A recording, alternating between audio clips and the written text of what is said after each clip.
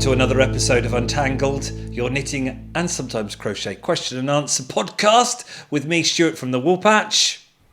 And me, Jimmy from Jimmy Does Knitting. Looking great, Jimmy. Good to see you again.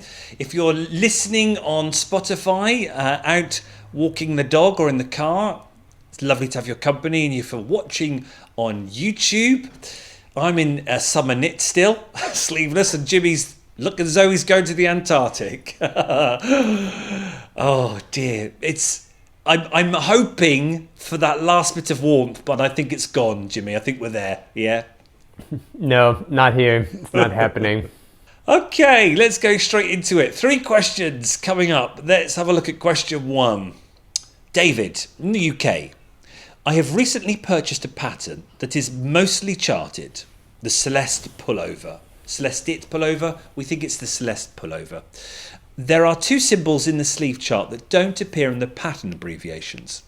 I have messaged the designer on Ravelry, but so far I've not received a reply.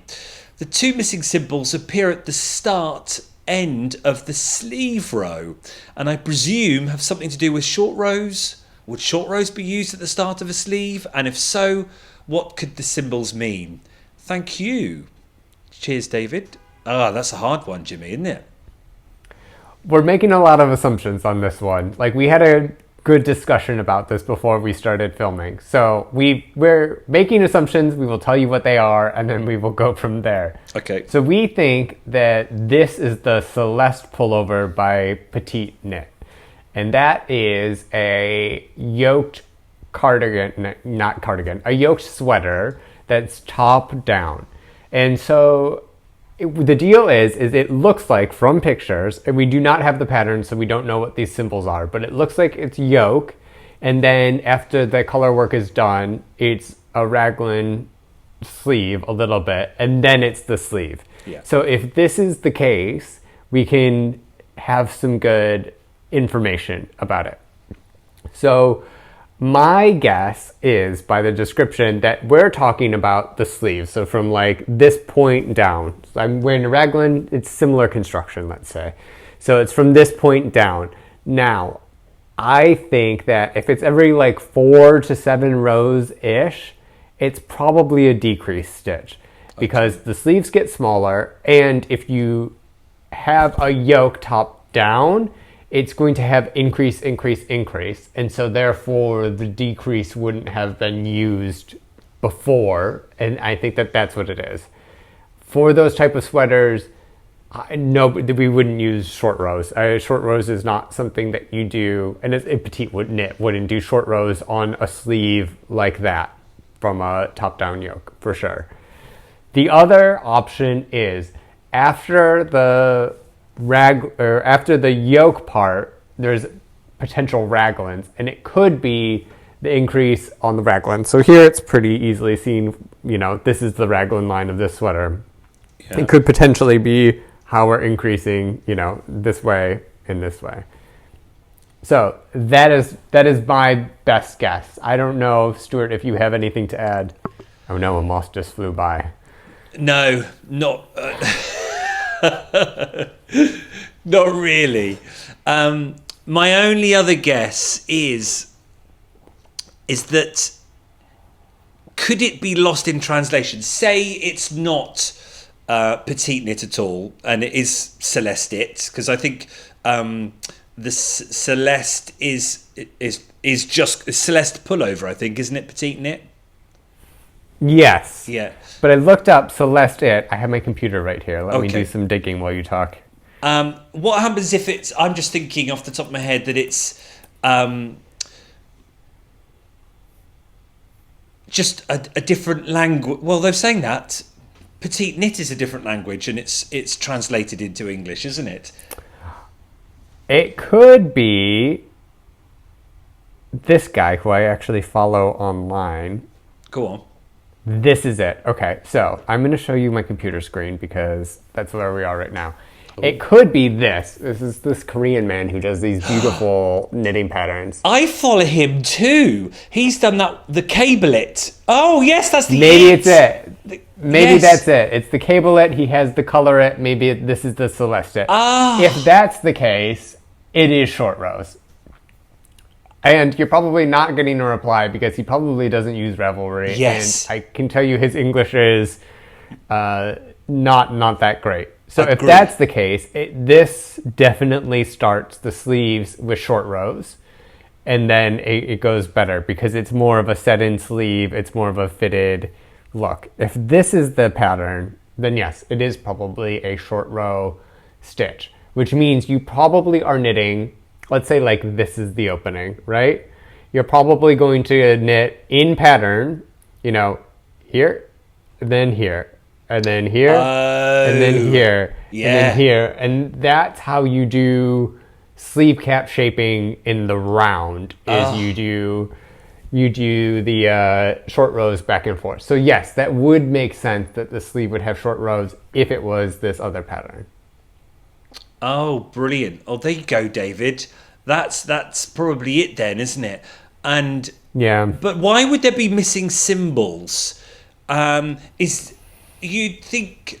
Oh, well, this probably says it all then. I'm just thinking with pattern designers, you get them tested, don't you? Surely someone would have seen, oh, that's miss. No? Okay. That is potentially an easy thing to go wrong, is it?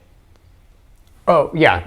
This is because, and this designer I've talked to, so this actually might be the case, it is very expensive and very time consuming to run a test and do all this stuff. A lot of smaller designers that I talk to have stopped going with tech editors because they can't make their money back. So a tech editor doesn't really charge a whole lot for what they do, to be honest. They get a fairly, low wage, but it still costs 200 to 300 euros, dollars, whatever, per tech edit. So if you have that, that's one thing.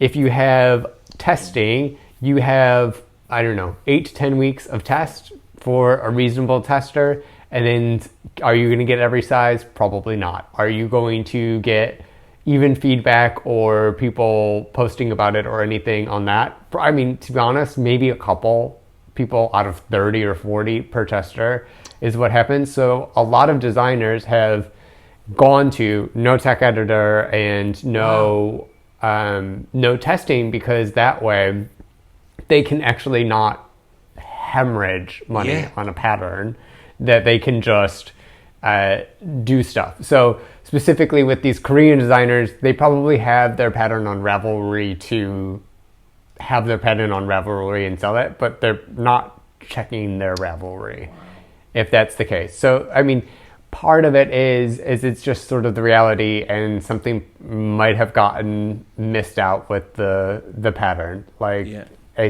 That's probably, unfortunately what happens. Also, specifically for men's patterns, those things don't sell. So designers do not really invest that extra money into it in order to get it done, because they're going to lose money on just about everything. So it's about finding that balance that works for them in order to maybe make a profit, maybe not.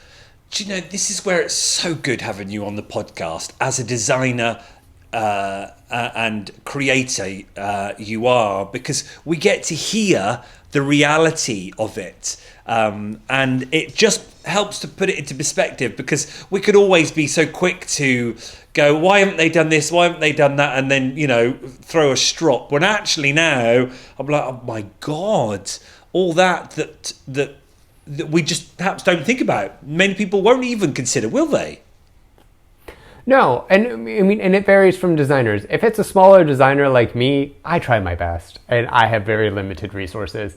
And, some of these people can't or don't have the time to answer you, or, don't speak your language, that sort of thing. But if it's somebody like Petite Knit or Stephen West or Andrea Mowry, you name all the big heavy hitters, they should have their patterns tech edited by their team, right? Yeah. They have a team of people to answer questions. They have a team of people to do the tech editing.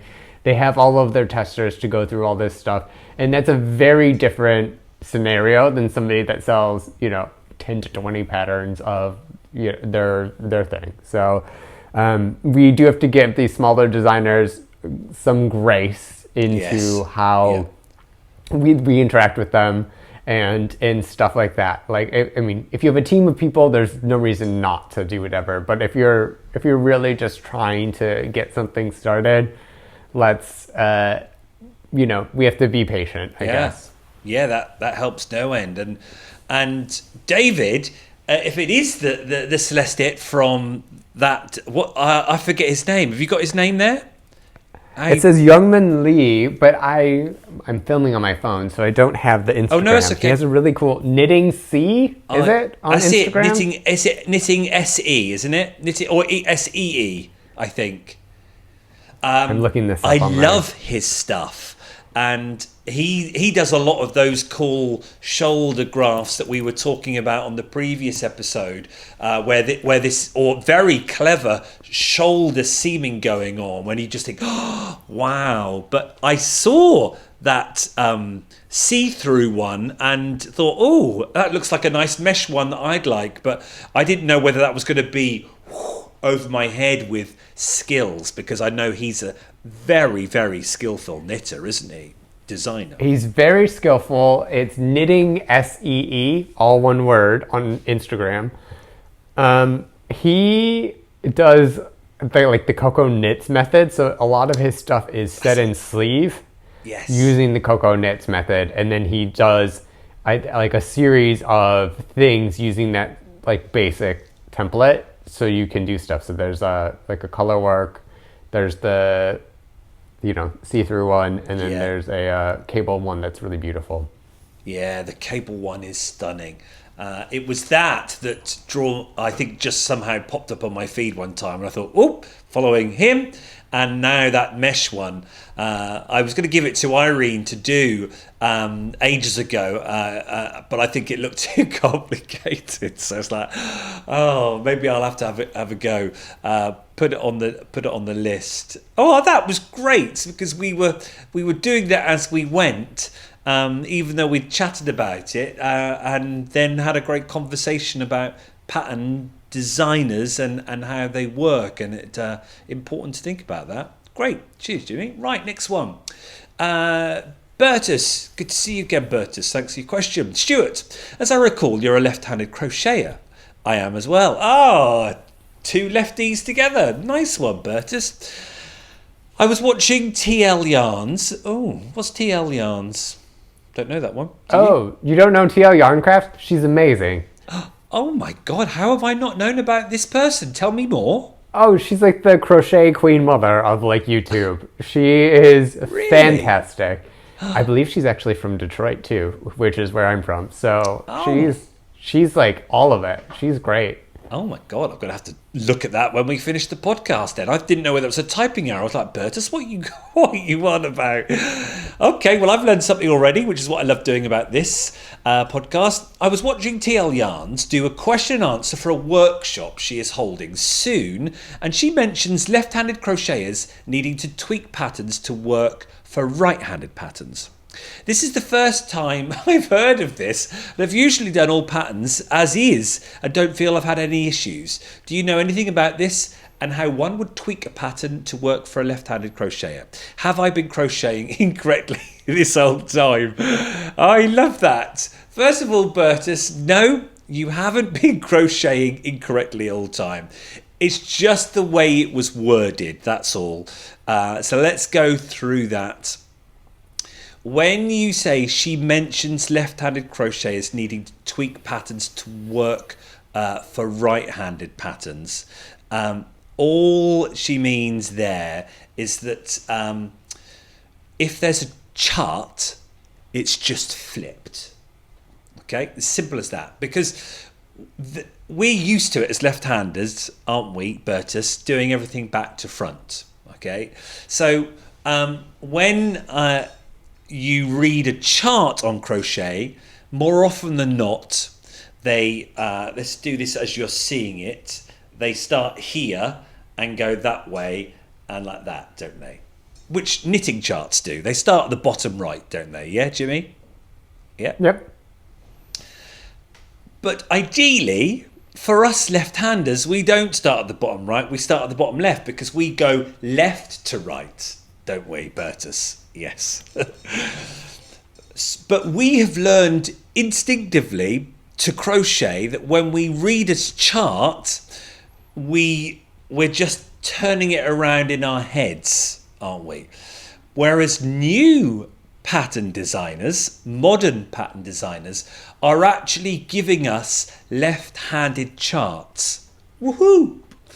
And I know that because the Cocky Crocheter, who I have tested most recently, remember the Dreamweaver mesh that we had with these lovely 4-row pattern repeats, and also I'm having to confess, Jimmy, I tested another one for Cocky Crocheter straight after this one, because this was such a success, wasn't it? And I was modelling it in our podcast, wasn't I? That Cocky Crocheter then said, "Oh, I've got another mesh top, Stuart. Do you want to test for this?" And I was like, "Hell yeah!" Because that first one was so good. I can have another vest top. I missed the deadline. Uh-oh. I know. Because it got so busy, but also I fell down that trap of, this is not crocheting up as quick as the other one. And I just then got behind. But look at it. Oh, that's pretty. How cool is that mesh?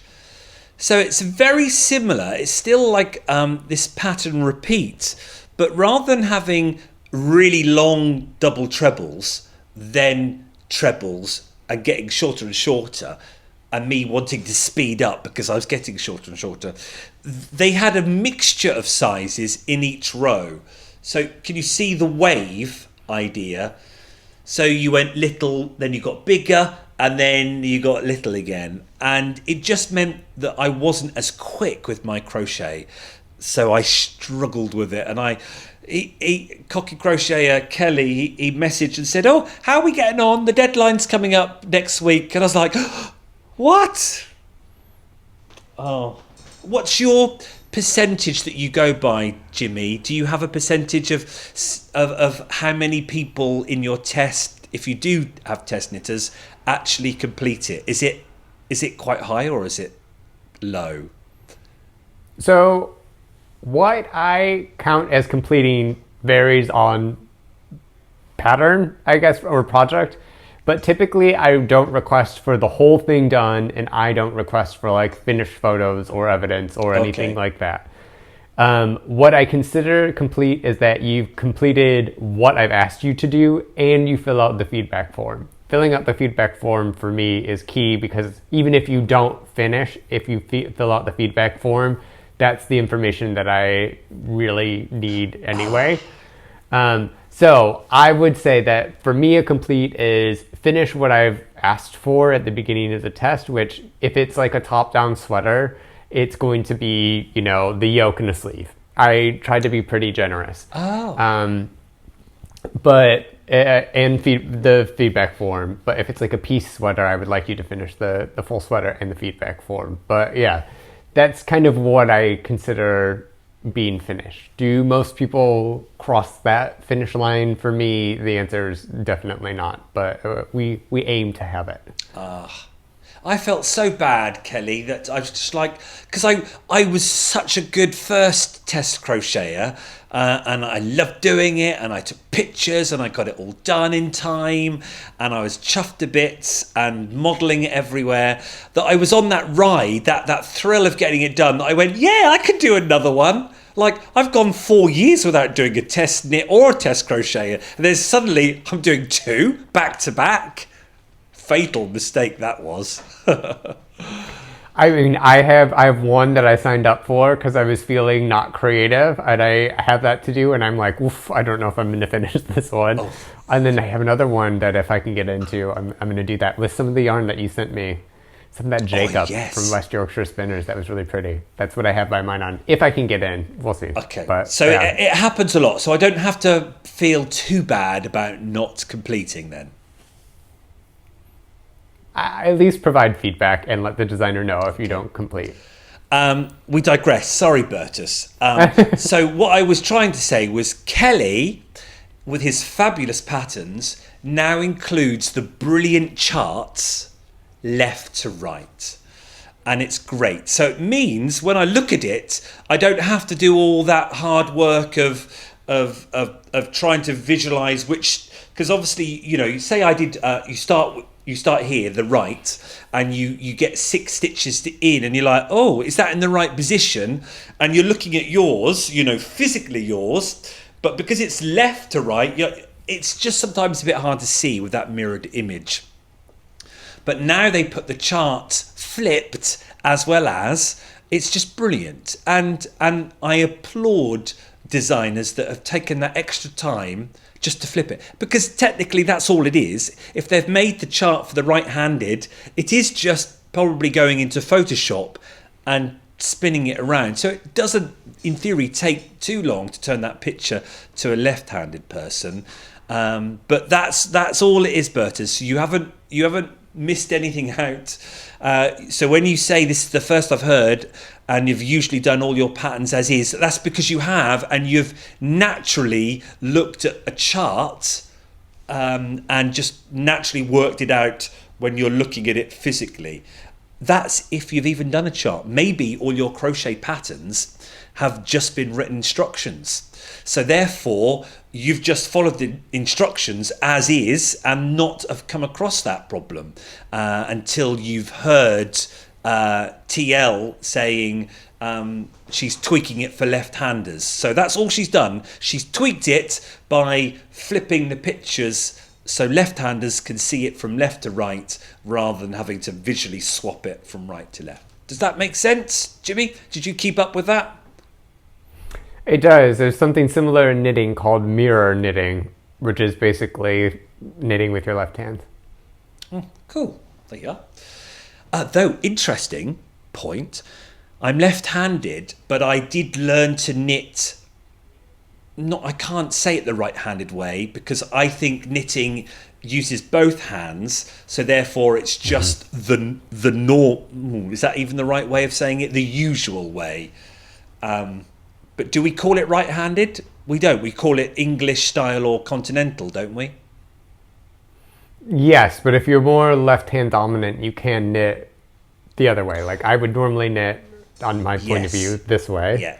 And you can knit this way, but then you have to do a bunch of stuff for that. But I would say yes. I would avoid that completely. And I know you're left-handed for a reason because your left hand feels stronger. But if you're learning to knit for the first time, you don't know, do you? You're just holding 2 pins and you do what you're told with one hand or the other hand. That's how I see it.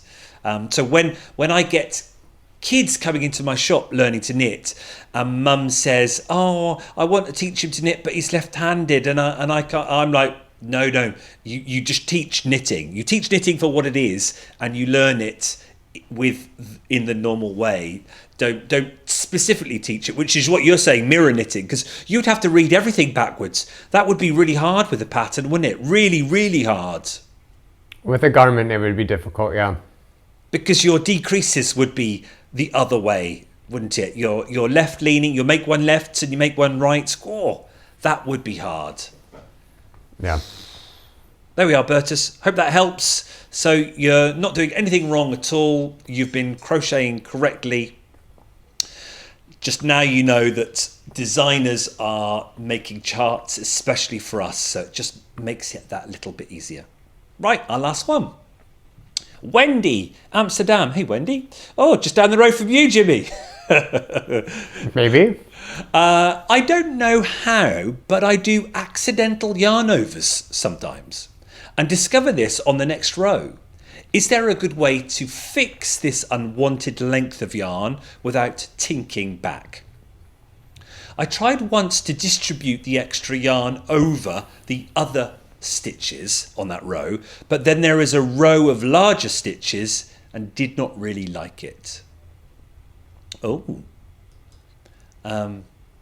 Right. Accidental Yarnovers. What do you think? So let's talk about, I guess, the stitches and how they work. It's like, let's say each stitch is a V, And then what you are doing is you're putting like an extra bit of yarn after the stitch and in between the other V stitch, right? Like there's this extra little bit of yarn that's kind of hanging there that your needle caught because you went under the wrong way, or you wrapped it a little funny, or maybe you like knit purled and like didn't move the yarn fast enough or something, right? Like it happens to all of us. There's sometimes that extra little bit of yarn over. And then the next row, you're like, oh crap, I have this thing. That's why my knitting looks funny. What do you do? I personally, when that happens, just like drop it off the needle and then carry on knitting. And I have a looser stitch there. Okay. Because the Yarnover does create more yarn is used. So there's a bigger stitch. If you remove the Yarnover, that amount of yarn needs to be distributed into the stitches to the right and to the left of it. So that's kind of what's happening, and it just makes a looser fabric. So it does play with tension in some way. So what I do is what she said she didn't like, and I let the Yarnover just like go, and then I kind of stretch out the stitches so it's distributed a little bit more evenly. Like, do the stitches have a little bit of a tension difference? Yes. Is it really noticeable? Is that big of a deal? To me, no. To you, Stuart, I don't know how you feel about that. I can't say it's ever happened to me.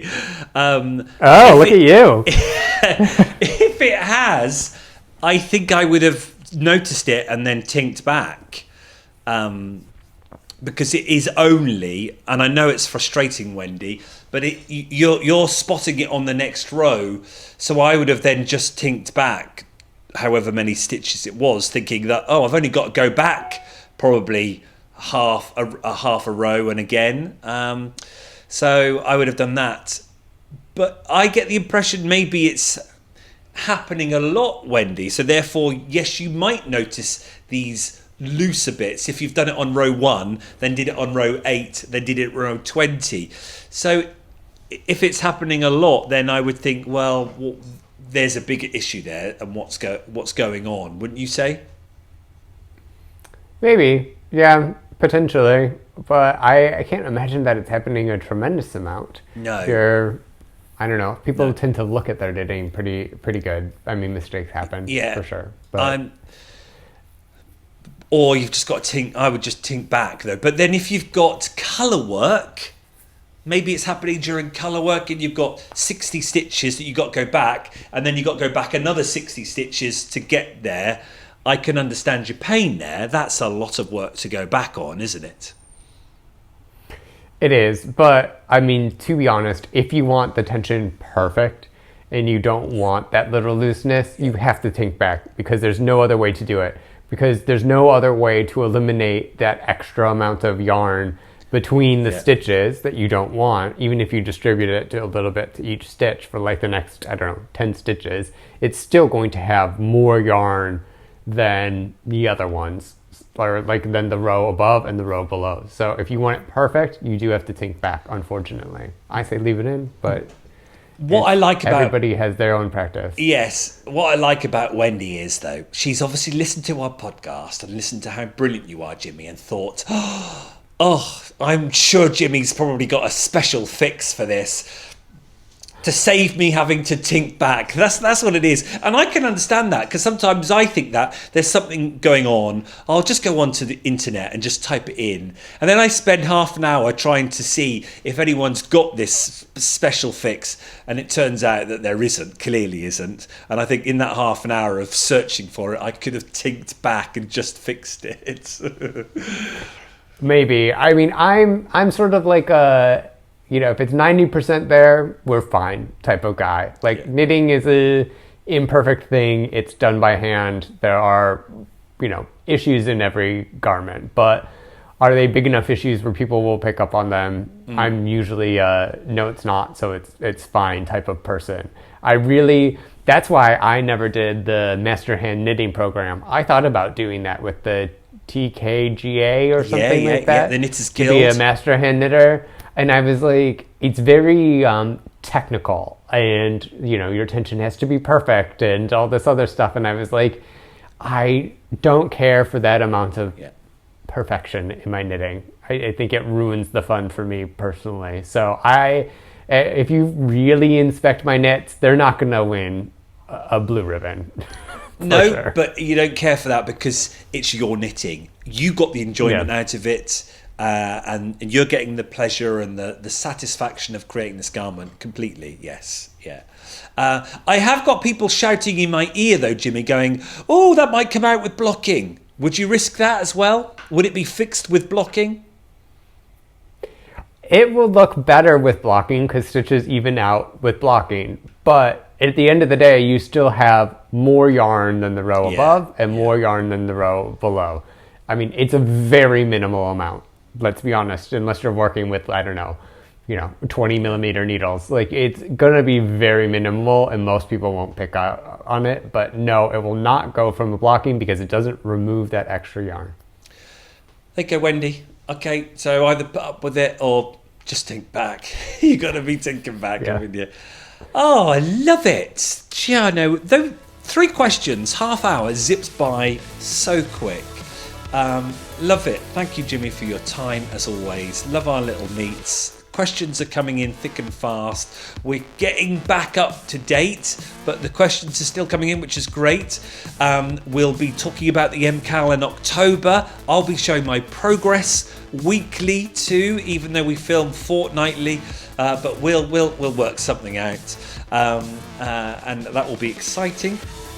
Other than that, we'll see you on the next podcast, Jimmy, won't we? Yep. Be Sounds good. good. Be a good one. And thanks for listening and thanks for watching. And see you again soon. Cheers, everyone. Bye. Bye.